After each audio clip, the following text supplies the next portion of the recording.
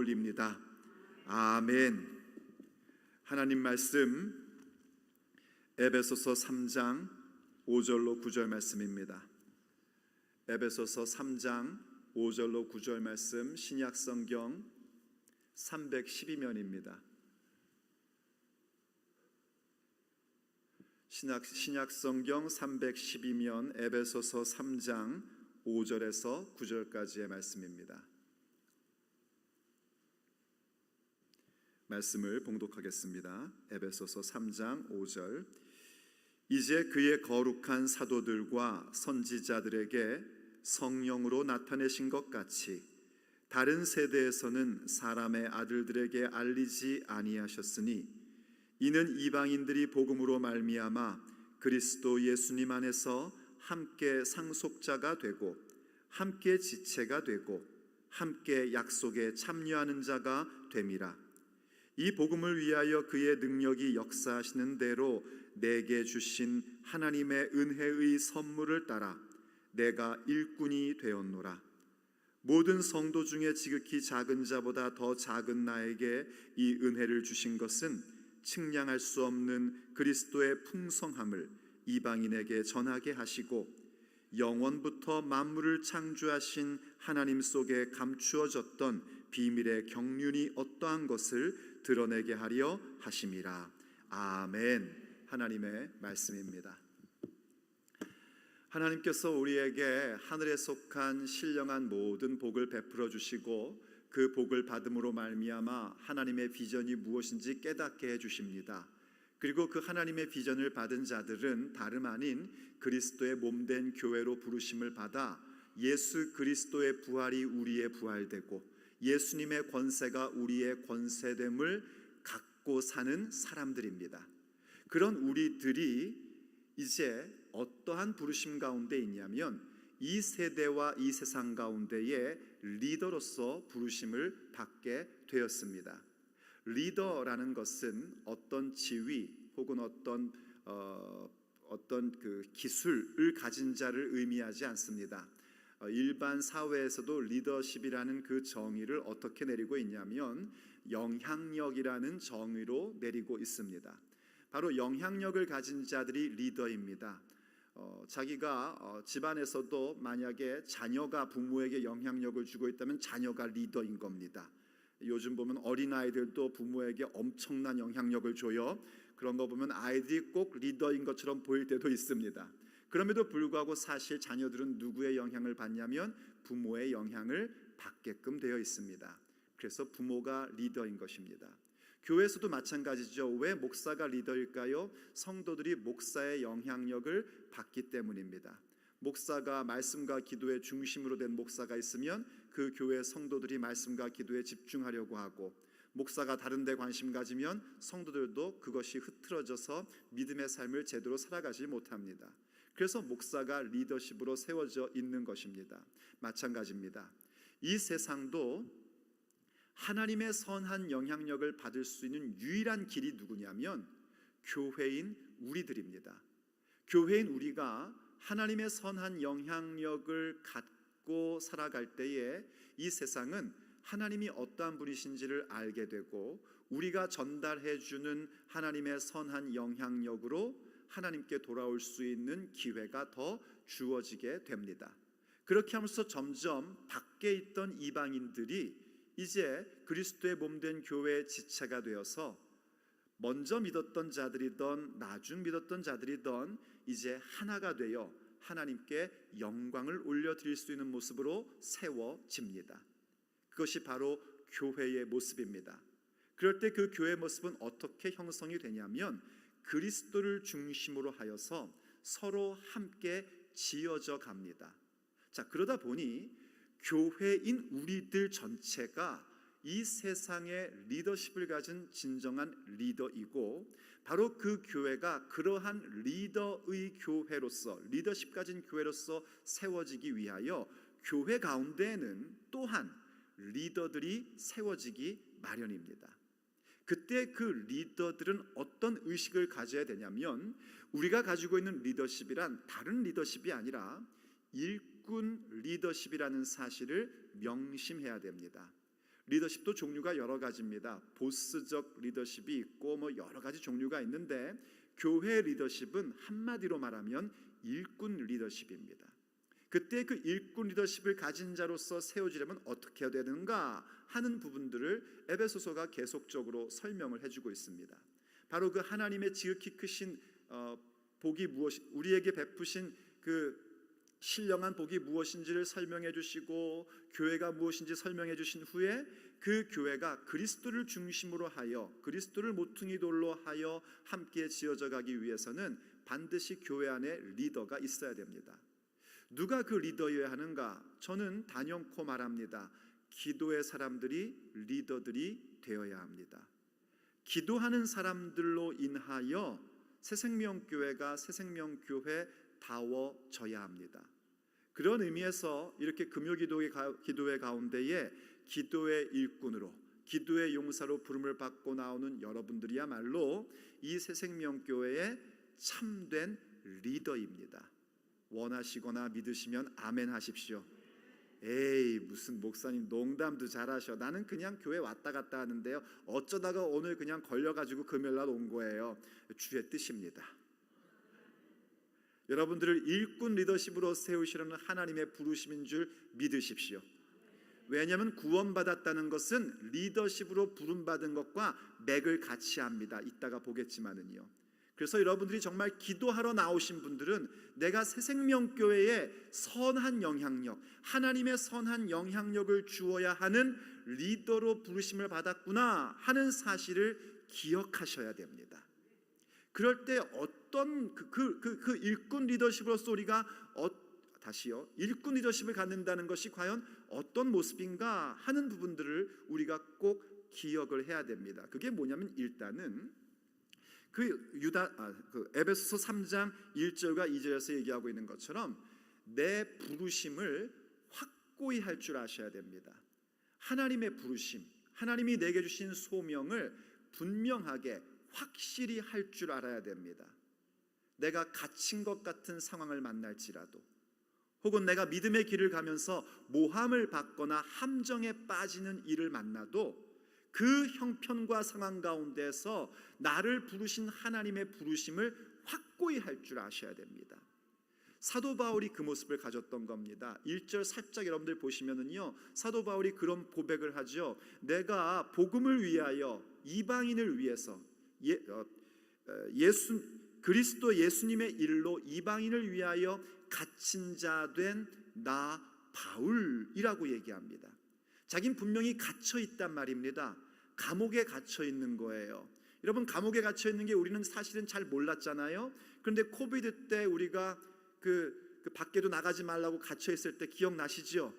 답답했죠. 그때 신문에서 제일 많이 나온 게 뭐냐면 이렇게 그 자가 격리, 쿼런틴 이런 것 때문에 가정에서 막 온갖 일들이 다 벌어지고 폭력이 나오고 이런 기사들 굉장히 많이 나왔었습니다. 갇힌다는 건 그렇게 답답하고 힘든 일입니다. 그리고 더군다나 주의 일 하다가 갇힌 상황이 되었다면 내가 정말 맞나 싶은 그런 생각이 들 수도 있는 겁니다. 그런데 그 자리에서 바울 사도가 우리에게 보여준 모습은 뭐냐면 내 부르심이 무엇인지에 대하여 확고하게 하는 모습이었습니다. 그것을 우리에게 하나님께서 알려주시는 것은 우리도 그렇단 말입니다. 믿음의 여정을 가다 보면은요, 우리가 옥에 갇히진 않았지만 내 환경이 마치 갇힌 것 같은 환경일 때가 있습니다. 그때 우리가 기억해야 될 것이 무엇인가? 내게 주신 소명이 무엇인지를 다시 확고히 하는 것입니다.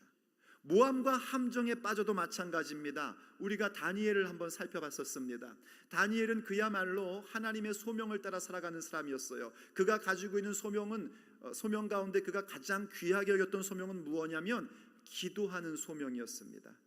하루에 3번씩 자기 집에서 위층에서 창문을 열고 예루살렘을 향하여 기도하는 것, 그게 그에게 너무나 소중한 소명이었습니다. 그런데 왕의 직인이 찍힌 것을 알고도 곧 이 기간 동안에 30일이라는 기간 동안에 왕 외에 다른 신이나 다른 존재에게는 어떤 것도 구하지 말라, 구할 때에는 사자굴에 집어넣을 것이라는 직인이 찍힌 것을 알고도 다니엘은 자기의 소명을 포기할 수가 없었던 겁니다. 그것을 확고히 하여 하나님 앞에 기도하는 시간을 가졌었습니다. 우리의 삶에서도 마찬가지란 말입니다.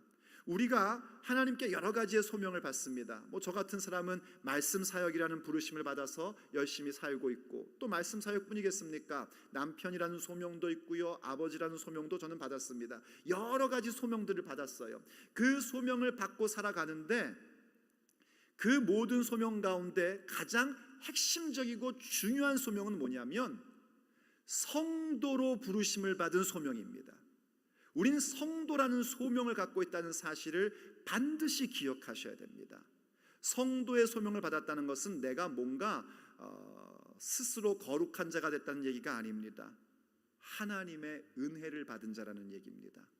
하나님께서 나를 은혜로 거룩한 존재로 세워주시는 그 부르심 받은 존재라는 사실을 항상 확실히 할 줄 아셔야 됩니다. 그리고 또 하나 중요한 소명은 뭐냐면 우리 주 예수 그리스도와 더불어 교제하는 것입니다. 우리를 불러 그리스도 예수님과 교제케 하시는 하나님은 미쁘시도다 하는 그 Great Calling, 대소명을 여러분들 늘 기억하십시오. 이 소명을 우리가 항상 확고히 할 줄 알아야 됩니다. 갇힌 상황일지라도, 모함을 받는 상황일지라도, 사자굴에 들어가는 상황일지라도 내가 성도로 부르심을 받은 존재이고 우리 예수님과 교제하는 자리로의 부르심을 받은 존재라는 그 소명을 확고히 하십시오. 그때에 하나님께서 일하시기 시작하십니다. 사자의 입을 봉하십니다. 우리를 더 높이 세워주십니다. 우리가 믿는 하나님이 참된 하나님이라는 사실을 확증하여 나타내 보여주십니다. 한마디로 말하면 은혜 받기 시작하는 겁니다. 기도의 응답을 받기 시작하고 내 삶에 기적이 일어나고 예수님의 이름으로 드러나는 표적과 기사가 내 인생 속의 실제 사건으로 재현되기 시작하는 겁니다. 그 은혜 받음이 우리 가운데 임하기 시작을 합니다.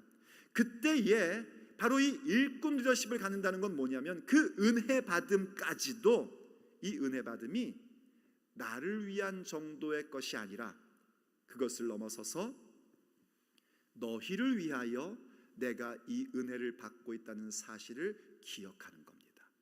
그게 일꾼 리더십입니다. 우리가 응답받으면 기쁘지 않습니까? 우리가 그렇게 부르심에 대한 부분들을 그 어떤 상황 가운데서도 확고히 함으로 하나님께서 모든 문제를 해결해 주시고 내 삶에 그런 놀라운 은혜를 주실 때에 먼저 내가 은혜 받은 자이기 때문에 내가 기쁜 겁니다. 여러분들은 그 기쁨을 만끽하셔야 합니다. 기뻐하십시오. 우린 응답 받는 자들입니다. 응답 받은 자요, 응답 받는 자요, 응답 받을 자입니다. 그러니 우리는 기뻐할 수밖에 없는 겁니다. 피곤해도 기쁨이 넘치는 것이고요, 온갖 풍랑 속에서도 우리는 우리의 중심 속에 있는 평안으로 말미암아 기쁨이 넘치는 자들입니다. 그 기쁨을 만끽하고 살아갈 때 이제 일꾼 리더십으로 세워진다는 건 뭐냐면 이 은혜 주신 것들이 나만을 위한 것이 아니라 나와 함께하는 너희를 위한 것이다 하는 부분을 늘 상기하고 기억하는 것입니다. 그들이 진짜 리더들인 겁니다. 내게 주신 은혜, 나를 깨닫게 해주신 것, 나에게 무엇을 주셨든지 간에 어떤 이에게는 말씀 깨달음을 주시고 어떤 이에게는 문제 해결을 주시고 어떤 이에게는 물질을 주시기도 하고 어떤 이에게는 시간의 여유를 주시기도 하고 또 어떤 이에게는 여러 가지 재능을 주시기도 하고 그 모든 것들을 주심이 나뿐만이 아닌 너희 곧 우리의 몸된 교회의 지체들을 위함이다. 이 사실을 기억하십시오.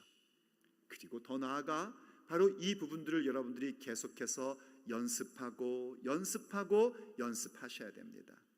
왜냐하면 이것은 우리 속에 있는 것이 아니거든요. 하나님께서 우리에게 부어주신 것입니다. 우리에게 너무나 새로운 것들입니다. 그 소명을 어떤 상황 가운데서도 확고히 하며 그 가운데 받은 은혜가 나 자신만을 위한 것이 아니라 너희를 위한 것이다 하는 이 부분들은 우리에겐 너무나 새로운 일들입니다. 그 새로운 일들이 정말 내 것이 되고 나의 삶의 내용이 되려면 연습하고 또 연습하셔야 됩니다. 연습하고 연습하고 또 연습한다는 얘기는 뭐냐면은요, 1년에 한 번 어쩌다 와가지고 한번 해보는 그런 게 아니라는 말입니다. 매일 매일 매일 매일 내 몸에 배도록 연습하셔야 됩니다. 그렇게 몸에 배면은 배어 나오게 되고, 배어 나오면 보여지게 되고, 보여지게 되면 그것이 바로 다른 사람들에게 미치는 영향력인 것입니다. 그때 그 미치는 영향력은 어떤 모습으로 나오냐면 그게 바로 5절과 6절에서 얘기하는 그런 내용들로 드러나게끔 되어 있습니다. 한번 5절부터 다시 한번 보십시오. 이제 그의 거룩한 사도들과 선지자들에게 성령으로 나타내신 것 같이 다른 세대에서는 사람의 아들들에게 알리지 아니하셨으니 이는 이방인들이 복음으로 말미암아 그리스도 예수님 안에서 함께 상속자가 되고 함께 지체가 되고 함께 약속에 참여하는 자가 됨이라.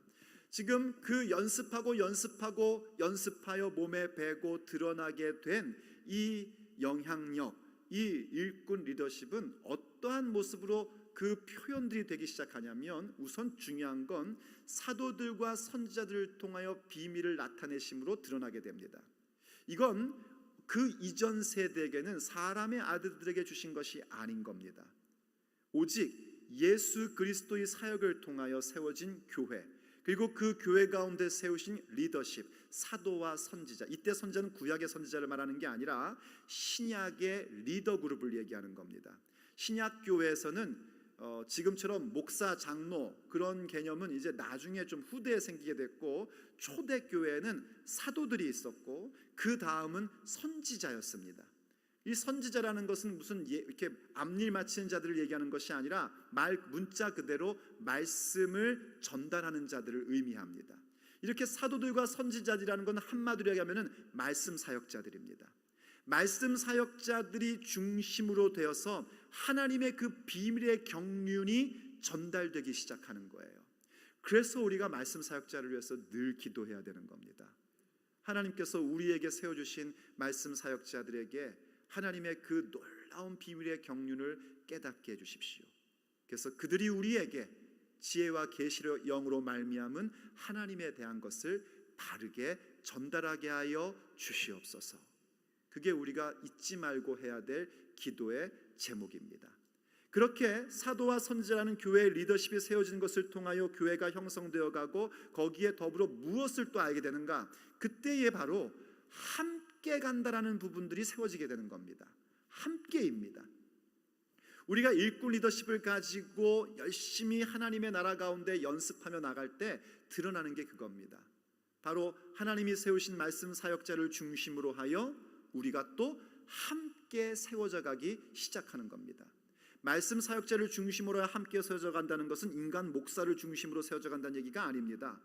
그들을 통하여 주시는 그 비밀의 경륜, 하나님의 말씀, 그 말씀을 중심으로 함께 이 모든 것들을 받는 상속자가 되는 겁니다.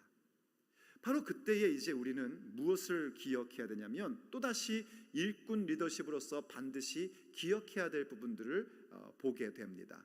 그것은 일꾼 리더십 됨이 나에게 과연 어떻게 이루어진 것인가 하는 부분들을 꼭 보아야 합니다. 이렇게 놀라운 일들을 이루어가는 일꾼 리더십으로 세워질 때에 과연 우리는 어떻게 그런 일꾼 리더십으로 세워졌고, 또 그 일꾼 리더십으로 세워짐을 계속해서 유지해 갈 수 있겠습니까? 이제 오늘 우리가 그 부분들을 함께 살펴보고자 합니다. 첫째, 그것은 은혜의 선물로 되었다는 사실입니다. 우리가 일꾼 리더십으로 세워진 것은 나의 재능이나 혹은 내가 연습하고 연습하여 익숙해져 있는 것으로 된 것이 아니라 전적으로 은혜의 선물로 말미암아 우리가 일꾼 리더십들로 세워진 것입니다. 자, 무슨 말씀인지 한번 7절로 가보십시오. 이 복음을 위하여, 지금 앞에서 얘기했던 5절과 6절에서 거룩한 사도들과 선지자들에게 성령님께서 나타내신 것 같이 이제 모든 일들이 일어나고 교회가 그렇게 복음으로 말미암아 함께 상속자 되고 함께 지체된 이 모든 일들, 바로 이 복음을 위하여 그의 능력이 역사하시는 대로 내게 주신 하나님의 은혜의 선물을 따라 내가 일꾼이 되었노라 하고 고백합니다. 바울 사도 같은 그런 기라성 같은 교회의 리더도 지금 뭐라고 얘기하고 있냐면, 이 복음을 위하여 자신이 일꾼 리더십으로 세워진 목적이 무엇인지는 항상 명확히 합니다. 복음을 위하여. 근데 그 복음이 어떻게 주어졌습니까? 우리가 노력하여 우리가 달라고 한 것이 아니라 하나님의 지극히 크신 능력으로, 그 능력의 일하심으로 말미암아 이루어진 것입니다. 근데 그 능력의 위대하심으로 말미암아 나를 은혜의 선물을 따라 일꾼 되게 하신 겁니다. 어떻게 일꾼 됐다고요? 은혜의 선물로, 은혜의 선물을 따라 우리가 일꾼이 되었습니다. 여러분, 제가 목사이지 않습니까? 어떻게 하다가 목사가 됐을까요? 태어나면서 할렐루야 그러고 태어났을까요? 기억은 안 나지만 절대 아닙니다. 저는 목사가 되겠다고 중학교 2학년 때 서원했다가 고등학교 때는 목사 죽어도 안 하겠다고 했습니다. 절대 안 하겠다고 했습니다. 신학교도 사명감으로 간 사람이 아니고 과연 하나님이 있는지 없는지 찾아보라는 아버지의 가머니설에 속아 신학교를 간 사람입니다. 정말 하나님이 계신가 안 계신가 그거를 4년 동안 알아보라고, 그러면 등록금 대주겠다는 말에 신학교를 간 사람에 불과합니다. 그러니 신학교를 가서 어떻게 했겠습니까? 그야말로 친구들이 말하는 것처럼 신학생이 아니라 신악생이었습니다. 얼마나 못되게 굴었는지, 얼마나 허랑방탕하게 살았는지 저를 신악생이라고 얘기할 만큼 그런 사람이었습니다. 그런데 하나님께서 저를 포기하지 않으시고 설득하시고 붙잡으시고 이끌어내셨습니다. 계속해서 저를 일꾼으로 세워오셔서 오늘 이 자리에서 여러분과 함께 말씀을 나누는 새생명교회 목사 되게 하신 겁니다. 전부 다 은혜의 선물로 말미암은 겁니다. 근데 참 놀랍죠? 그냥 은혜로 된 겁니다 얘기해도 우린 다 알아들어요. 그런데 사도 바울은 그렇게 고백할 그 정도의 고백으로 만족이 안 되는 거예요. 그래서 은혜의 선물을 따라, 선물이라는 것은 선물로 된 것이기 때문에 사실은 자랑할 게 아무것도 없는 겁니다. 제가 아무리 목회를 잘해도요 자랑할 게 아닌 겁니다. 그건 왜냐하면 하나님의 은혜의 선물로 된 건데 뭘 자랑할 게 있겠습니까? 근데 이 부분들이 여러분 익숙한 표현이잖아요. 선물이라는 표현. 사실은 에베소서 2장에서 우리가 받은 구원에 대하여 이런 표현을 썼었습니다. 한번 한 장 앞으로 넘겨보세요. 여러분 성경, 자기 성경 있으신 분들 2장 제가 7절부터 읽어볼게요. 이는 그리스도 예수님 안에서 우리에게 자비하심으로써 그 은혜의 지극히 풍성함을 오는 여러 세대에 나타내려 하심이라. 우리를 그렇게 구원하시고 그리스도의 몸된 교회 되게 하셔서 예수님의 승리 우리 승리 되게 해주시고, 예수님의 능력 우리 능력 되게 해주시고, 예수님의 권세 우리 권세 되게 해주시고, 이쯤 되면 아멘을 크게 하셔야 되는데 하여튼 자다가도 예수님 권세 내 권세 그러면 그냥 자다가도 아멘 하셔야 되는 거예요. 주무시다가도, 죄송합니다 감히 성도들에게 자다가다라고 했네요. 주무시다가도 예수님 권세 내 권세 그러면은 아멘 이러면서 깨어나셔야 되는 거예요. 그렇게 하신 그 모든 이유가 바로 우리 하나님 아버지의 그 지극히 크신 은혜의 풍성함을 나타내려 하심이란 말입니다. 그러면서 8절에서 이렇게 고백을 했습니다. 너희는 그 은혜에 의하여 믿음으로 말미암아 구원을 받았으니 이것은 너희에게서 난 것이 아니요 하나님의 선물이다. 우리 구원받음이 하나님의 선물입니다. 자, 그런데 이 설명하면 또 길어지니까, 그런데 오늘 본문에서 바로 일꾼이 되었노라 하는 고백의 동일한 용어인 은혜의 선물이라고 얘기를 합니다. 그럼 우리는 얼른 눈치채야 됩니다.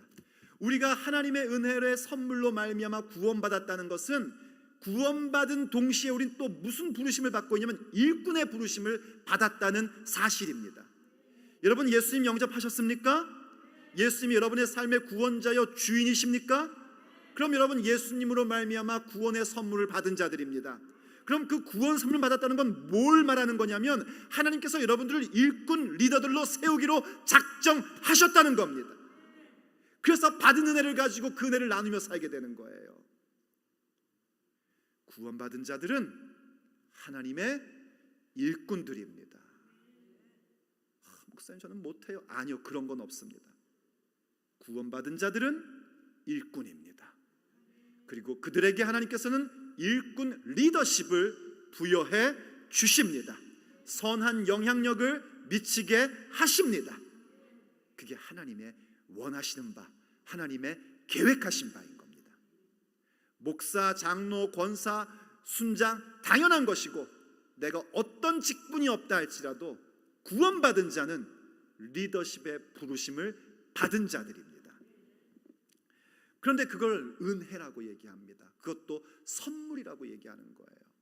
사실 리더가 되는 데에는 세상적으로 얘기할 때 여러 조건을 우리가 보게끔 됩니다.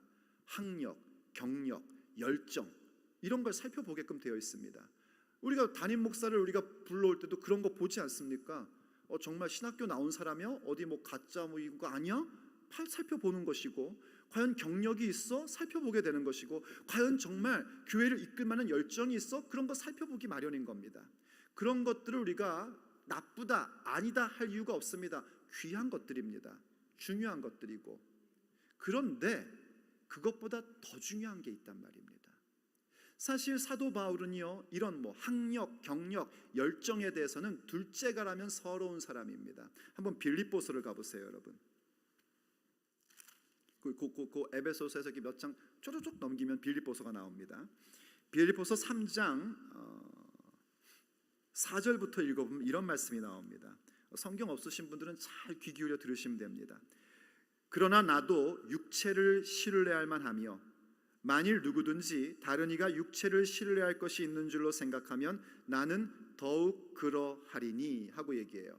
지금 무슨 문제가 생겼냐면 자꾸 사람들이 교회 가운데서 그 거짓된 리더들이 나는 정말 뭐 학력도 좋고 경력도 좋고 난 실력도 좋아 이러고서는 교회를 자꾸 어지럽히는 겁니다. 그래서 사도 바울이 속이 상해가지고 하는 얘기예요. 육체적으로 뭔가를 말하자고 나도 그럼 할 말이 많은 사람이야 하면서 얘기를 해요. 그 다음 보십시오. 5절입니다. 나는 8일 만에 할례를 받고 이스라엘 족속이요 베냐민 지파요 히브리인 중에 히브리인이요 율법으로는 바리새인이요. 자, 이 베냐민 지파라는 걸 왜 그렇게 자랑스럽게 얘기하냐면 솔로몬 사후에 남유다와 북이스라엘로 이렇게 나라가 갈라집니다. 그러니까 르호보암, 솔로몬의 아들인 르호보암이 유다라는 나라 이름으로 다스리게 되고, 그리고 여로보암이라는 임금이 이스라엘이라는 이름으로 북쪽에서 다스리게 됩니다. 그때에 10지파가 북이스라엘에 들어가 버립니다. 그럼 2지파가 남았잖아요. 그럼 남유다는 유다니까 당연히 유다 지파가 거기에 있고 솔로몬의 후손이니까, 솔로몬의 아들이니까요. 거기에 어느 지파가 들어가냐면 베냐민 지파가 들어갑니다. 그래서 남유다는 2지파, 곧 유다 지파와 베냐민 지파가 남유다를 형성하게 된 거예요. 근데 왜 이게 그렇게 자랑스러운 모습이 돼버렸냐면 나중에 이제 세월이 흘러서 북이스라엘이 멸망을 당합니다. 그때 어떤 나라에게 멸망을 당하냐면 아수르라는 나라에게 멸망을 당하는데, 이 아수르라는 강대국은 어떤 정책을 세웠냐면 민족성을 깨트리는 정책을 세운 겁니다. 그래서 다른 민족의 남자들을 이스라엘 땅 가운데 데려오고 이스라엘 남자들을 다른 땅으로 데려가서 서로 이렇게 섞여 살게끔 만들어버린 겁니다. 그게 이제 소위 말하는 사마리아인들입니다. 그래서 이 남유다 사람들은 이 북이스라엘 사람들을 사마리아 사람들이라고 그러면서 아주 업신여기고 성경에 표현하기를 개처럼 여겼다고 그렇게 얘기를 하는 거예요. 그래서 히브리인 중에 히브리이다, 나는 베냐민 지파다는 얘기는 뭐냐면 혈통적으로 바로 그 유다와 베냐민 지파의 이스라엘이라는 나라의 그 히브리인이라는 그 혈통을 완벽하게 지켜왔다라는 얘기입니다. 이걸 유대인들은 굉장한 자부심으로 여긴 겁니다. 현대인에 볼 때는 참 웃기는 얘기인데 또 성경적으로도 참 우스꽝스러운 것인데 그들은 그렇게 했었습니다. 그걸 가지고 자꾸 얘기하니까 사도 바울도 얘기하는 거예요. 나 베냐민 지파야. 히브리인 중에 히브리인이야. 난 지 8일 만에 나도 할례를 받았어. 이거 왜 이래? 이렇게 지금 얘기를 하는 겁니다. 그리고 또 뭐라고 그랬죠? 율법으로는 바리새인. 이건 더 아주 대단한 겁니다. 바로 그 유다 지파, 유다라는 나라 가운데에서도 특별히 하나님의 말씀, 율법을 완벽하게 지켜야 된다는 그런 평신도 운동을 가진 자들이 바리새인입니다. 우리야 물론 성경에서 바리새인들이 예수님을 막 박해했으니까 바리새인 그러면은 그 위선자의 대명사처럼 쓰이지만 실제 그 당시엔 그렇지 않았었습니다. 바리새인들은 모든 백성들에게 존경받는 사람들이었습니다. 사도 바울도 역시 바리새인이었단 말이죠. 그리고 6절에서 이렇게 얘기합니다. 열심으로는 교회를 박해하고 율법의 의로는 흠이 없는 자라. 얼마나 열정적이었는지 예수님 믿는 자들은 이건 전부 다 이단이다 그렇게 믿으니까 자기의 생계를 포기하면서 예수님 믿는 사람들을 체포하기 위하여 동분서주했던 게 바로 이 사도 바울이었단 말입니다. 열정의 남자였어요.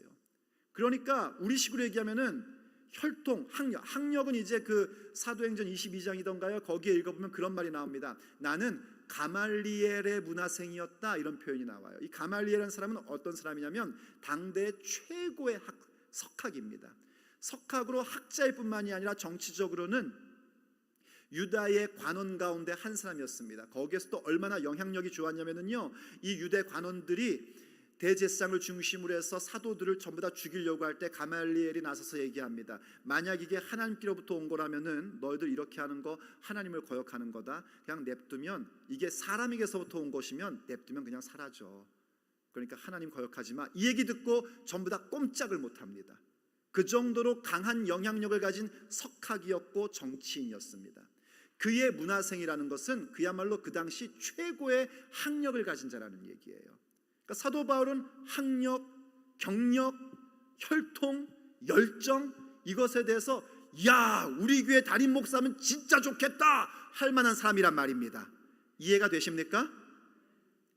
그랬는데 그가 뭐라고 표현하는가? 그 다음 구절입니다. 7절. 그러나 무엇이든지 내게 유익하던 것을, 맞아요, 그건 전부 다 유익했던 것들입니다. 유익한 겁니다. 그런 유익하던 것을 내가 그리스도를 위하여 다 해로 여길 뿐더러 또한 모든 것을 해로 여김은, 그게 전부 다 유익한 것이면 틀림없는데 이제 그리스도 안에서 자기가 그걸 전부 다 해롭게 여긴대요. 근데 왜 해롭게 여기게 됐는가? 그 이유를 이렇게 설명을 합니다. 내 주 그리스도 예수님을 아는 지식이 가장 고상하기 때문이라. 학력, 경력, 열정 뭐 이런 모든 것들이 참 유익한 것들인데 그것을 예수님을 아는 지식과 딱 비교해 보니까 이건 해로운 것에 불과하더란 말입니다. 그만큼 예수님을 아는 지식의 고상함, 예수님을 아는 지식의 위대함에 그 놀라운 부분들을 바울 사도는 발견한 겁니다. 그게 너무 고귀하고 너무 귀하니까 전에 유익했던 것들조차도 전부 다 해롭게 보이고, 심지어는 뭐라고까지 얘기하냐면 내가 그를 위하여 모든 것을 잃어버리고 배설물로 여김은 그리스도를 얻고 그 안에서 발견되려 함이니 내가 가진 의는 율법에서 난 것이 아니요 오직 그리스도를 믿음으로 말미암은 것이니 곧 믿음으로 하나님께로부터 난 의라. 예수님을 아는 지식으로 말미암아 구원받은 그 의를 깨닫고 났더니 내가 갖고 있던 모든 유익했던 것들은 다 해일 뿐만이 아니라 뭐라고 그래요? 배설물이랍니다. 배설물. 배설물을 그 영어로는 그렇게 표현하더라고요. rubbish. 그것도 아주 고상한 표현이죠.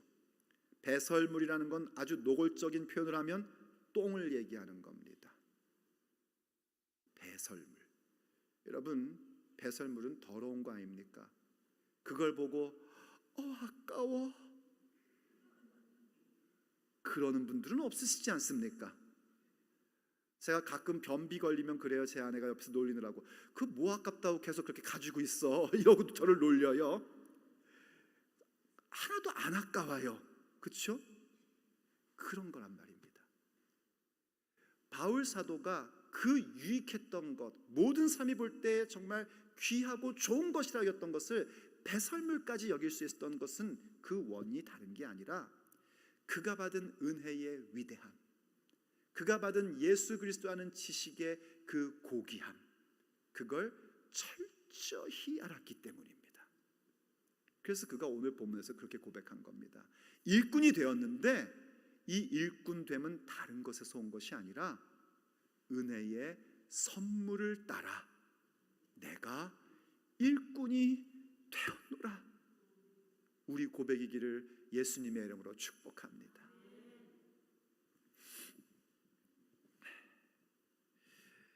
자, 그러다 보니 생략하고 그러다 보니 이러한 마음 가운데 그가 또 하나 견지될 수 있는, 간직할 수 있는 중요한 자세가 무엇이냐면 바로 겸손의 자세입니다.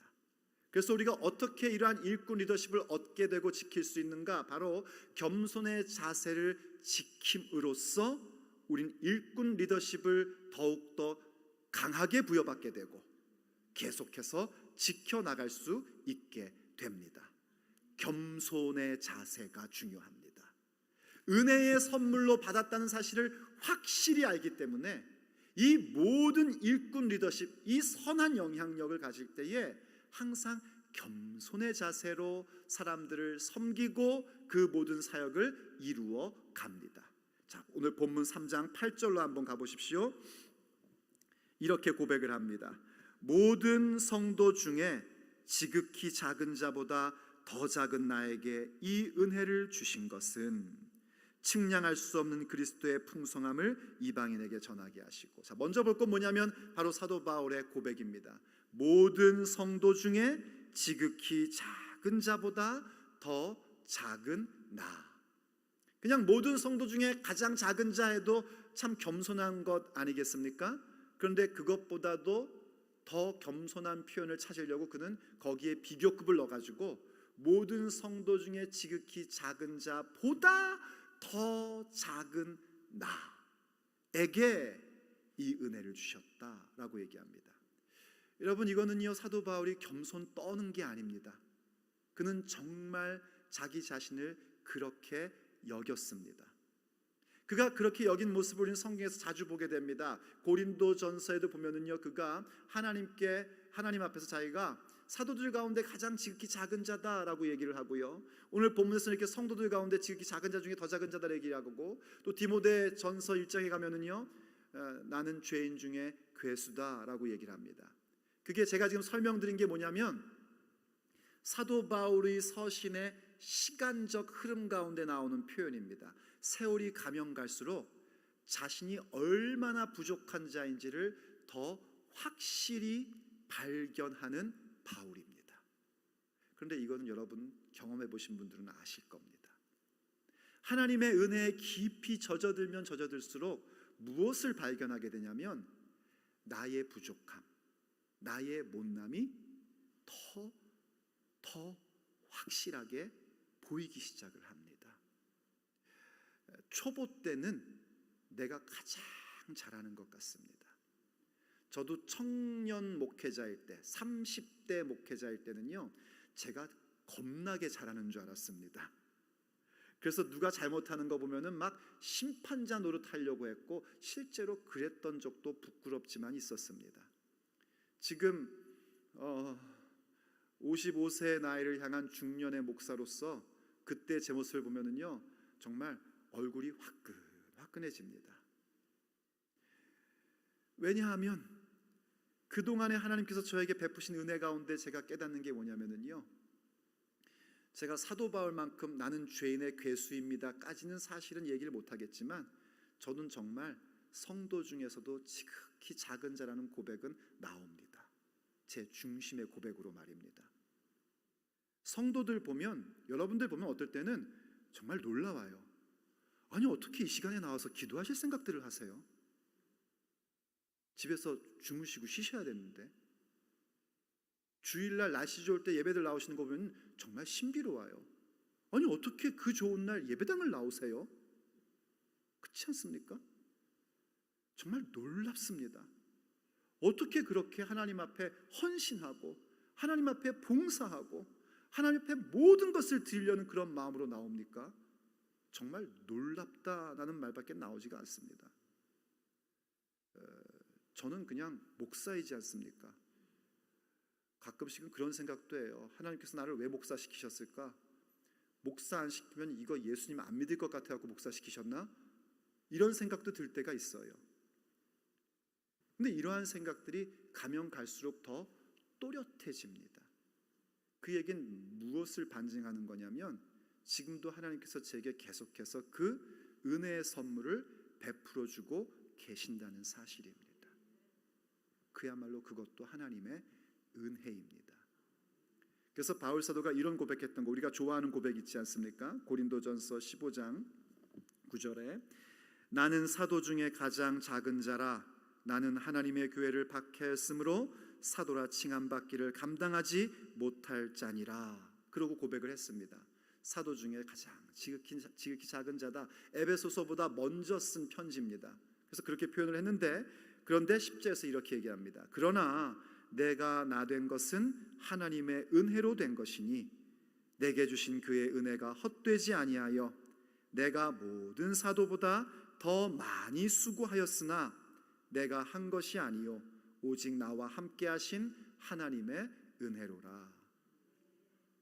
아멘이 되십니까? 자기가 사도 중에 지극히 작은 자라는 사실을 깨닫는 것, 그 이유는 우리도 알고 있습니다. 하나님께서 사도 바울을 부르실 때부터, 그를 구원하실 때부터 그는 하나님이 자기를 이방인을 위한 사도로 부르셨다는 사실을 아나니아라는 형제를 통하여 알게 되었고, 정말 자기는 아무것도 한 것 없는데 그렇게 위대한 사도로 부르신 것을 그는 알고 있었습니다. 믿음의 여정 가운데 하나님이 자기를 만드시고 세워가시는 것도 그는 경험했었습니다. 그러다 보니 사실 학력으로 따지고 경력으로 따지면 모든 사도들보다 더 위대한 사도인데도 불구하고 그는 정말 진심의 고백으로 모든 사도보다 작은 자다. 왜냐하면 나는 그리스도를 박해한 자니까. 다른 사도들은 그리스도를 박해하진 않았잖아요. 따라가다가 연약해서 실패하고 배반한 적은 있어도 예수님을 직접 박해한 적은 없었거든요. 난 그런 자다 하고 자기의 못남이 더 부각돼 보이는 겁니다. 그것도 하나님의 은혜입니다. 그래서 어떻게 했대요? 모든 사도보다 더 많이 수고했답니다. 그런데 그것조차도 그는 뭐라고 고백하냐면 하나님의 은혜다 하고 고백한 겁니다. 이게 겸손이라는 겁니다. 이 겸손의 자세를 여러분들이 늘 견지하셔야 됩니다. 그리고 그 겸손의 자세를 우리가 끝까지 가질 수 있는 유일한 방법은 뭐냐면요, 하나님의 은혜의 선물로 내가 일꾼 리더십 갖게 되었음을 기억하는 것입니다. 에이, 겸손해야지. 안 됩니다. 저도 해봐서 압니다. 그냥 겸손한 척 할 뿐입니다. 정말 겸손의 고백을 할 수 있는 유일한 방법은 내게 주신 하나님의 은혜의 선물 속에 깊이 젖어드는 겁니다. 그 은혜의 선물에 깊이 젖어들면 교만할 수 있는 사람은 단 한 사람도 없습니다. 정말 나의 나됨이 하나님의 은혜임을 깨닫게 되고 그 은혜로 말미암아 일꾼 되었기에 무엇에 더욱더 집중하는가? 바로 교회를 위하여, 너희를 위하여 내가 이렇게 수고하고 애쓰고 주의 복음을 증거하노라는 그 고백으로 나가게 되는 것입니다. 그래서 9절에서 이런 고백을 하는 거예요. 영원부터 만물을 창조하신 하나님 속에 감추어졌던 비밀의 경륜이 어떠한 것을 드러내게 하려 하심이라. 왜 하나님이 나에게 일꾼 리더십을 주셨는가? 왜 그렇게 은혜의 선물로 일꾼 리더십을 주시고 나로 하여금 겸손의 자세로 그 모든 사역을 감당하게 하셨는가? 그 이유는 하나, 바로 하나님의 그 은혜의 경륜, 그 비밀의 경륜이 어떠한 것인지를 교회 공동체 가운데, 나에게 맡기신 사람들 가운데 드러나게 하시려고 나를 오늘도 일꾼 리더십으로 세워주신 것입니다. 그러므로 여러분들이 일꾼 리더십으로 세워졌음을 기억하십시오. 그리고 함께 우리가 겸손한 자세로 하나님의 은혜의 선물에 깊이 젖어들은 자들로서 하나님께서 우리 교회를 향하여 가지고 계신 그 비밀의 경륜을 함께 드러내십시다. 오직 아버지의 은혜로 말미암아 그 일이 이루어질 줄로 믿습니다. 그러므로 오늘도 주님 앞에 찬미하며 우리가 주 앞에 기도하며 나가기를 원합니다. 나를 지으신 분, 나를 부르신 분, 그리고 우리를 일꾼 리더십으로 보내시는 분은 우리 하나님 아버지입니다. 한량없는 그분의 은혜를 우리가 찬미하십시다. 그리고 또 그 은혜를 구하며 나가기를 간절히 원합니다. 은혜의 선물을 내게 주사 일꾼이 되었노라. 나를 그 고백의 사람으로 만들어 달라고. 그래서 끝까지 주님 오시는 그날까지 겸손한 자세를 견지하여 아버지께서 이 새생명교회 가운데, 이 세대 가운데에 베푸시고자 하는 그 비밀의 경륜을 드러내는 자 되게 해달라고 우리가 그렇게 기도하며 나가기를 간절히 원합니다. 우리 함께 찬미할 때에 여러분이 기도하고 싶으신 자리가 있으신 분들은 기도하는 자리로 또 옮기시면서 함께 찬미를 드리겠습니다.